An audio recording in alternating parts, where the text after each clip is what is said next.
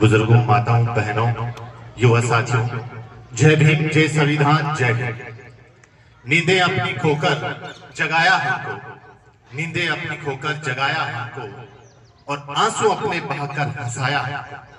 मत भूलना ऐसी शख्सियत को तुम, मत भूलना ऐसी शख्सियत को तुम, जमाना जिसको बाबा साहब अम्बेडकर कहा जिनको।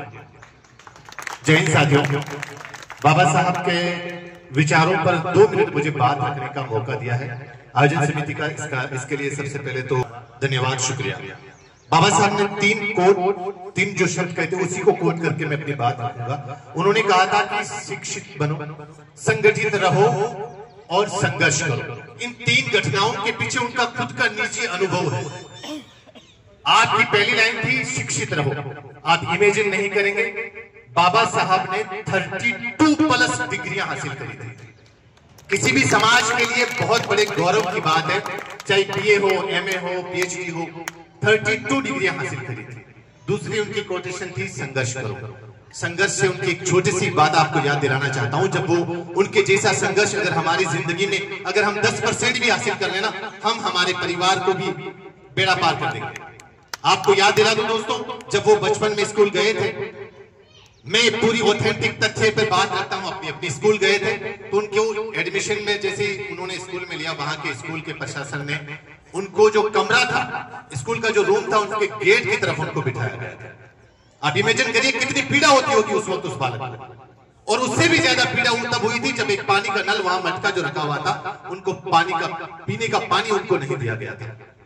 और उनको ये बात उन्होंने अपने छोटे से आर्टिकल में लिखी थी कि नो पियोन नो वाटर। ये उनकी ऑथेंटिक खुद की लाइन है, नो पियोन नो वाटर। यानी कि वहां पर स्कूल का जो चपरासी था, वो अगर नल ऑन करता या उनको पानी का पीने का पानी देता तो ही बाबा साहब को वो पानी मिलता था।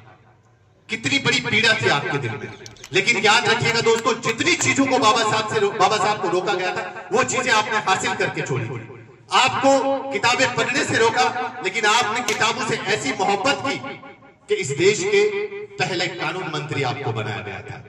आपने जो धर्म के आधार पर मंदिरों में प्रवेश जाने से रोका था, आपने दलितों, पिछड़ों और बेसहारा कमजोर लोगों की मजबूत आवाज बनकर उनकी उम्मीदों को जिंदा करके उनके दिलों में भगवान का रूप धारण कर लिया। मैं यहाँ पर हमारे सम्मानीय अतिथिगण बैठे हैं, मेरी खुशनसीबी है कि मैं इस शहर में हूँ और हमारा ये शहर 36 कौम के भाईचारों से भरा हुआ है। और मेरी खुशनसीबी है कि यहाँ पे जो जनसेवक बैठे हैं, उन्होंने सबने चाहे राजनीतिक विरासत संभाली हो, चाहे जनसेवा का माध्यम आपने बीड़ा उठाया हो, आप सब इस 36 कौम को साथ लेकर चलने का आप लोग बीड़ा उठा रहे हैं। इनके लिए एक बार जोरदार तालियां दोस्तों। एक चीज और आपको, मैं समय की थोड़ी सी किल्लत है, अभी हाल ही में बीकानेर के अंदर एक कोई ग्राम पंचायत है, कल परसों का एक वाकया है। याद रखिएगा दोस्तों, अभी का समय बड़ा कठिन है हम सबके लिए। हम सबके लिए ये नैतिक जिम्मेदारी बहुत ज्यादा बढ़ जाती है कि समाज में भाईचारे को बनाकर कैसे हम ज्यादा से ज्यादा इस भाईचारे को बना सकते हैं। बीकानेर के अभी परसों की घटना, एक ग्राम पंचायत में बाबा साहब के चौराहे पर एक जो मूर्ति लगी हुई थी, उस पर किसी ने कालिक पोत दी। ये चिंता का विषय इसलिए है क्योंकि जिस घटना में मैं सम्मानित अतिथिगण बैठे हैं, आपका भी ध्यान आकर्षित करना चाहता हूं कि वहां पर मिसाल दी जाती है उस ग्राम पंचायत में मुसलमानों और दलितों के भाईचारे की। उस भाईचारे पर किसी की बुरी नजर लगी और उसी भाईचारे को खत्म करने के लिए किसी अपवाद में बाबा साहब की उस मूर्ति के ऊपर कालिक पोत दी। वो तो अच्छा हुआ, वो भाई जिंदाबाद है। और मैं आपकी कौम को जिंदाबाद इसलिए कहता हूं कि आजाद हिंदुस्तान के बाद में किसी ने अपने हक के लिए मंदिर मांगा, किसी ने अपने हक के लिए मस्जिद मांगी, लेकिन आपकी कौम इसलिए जिंदाबाद है कि आपने बाबा साहब अम्बेडकर की विचारधारा को मांगा है। कि हम सबके लिए बहुत बड़ी बात है और इसी विचारधारा को साथ लेकर चलना हम सबकी नैतिक जिम्मेदारी है दोस्तों। मुझे आप लोगों ने 2 मिनट अपनी बात रखने का मौका दिया। जय हिंद, जय भारत, जय संविधान, जय भीम। बहुत ही सुंदर तरीके से अपनी बात रखी। मकबूल जी के सम्मान में मैं कहना चाहूंगा कि आज इस फिरका प्रश्न के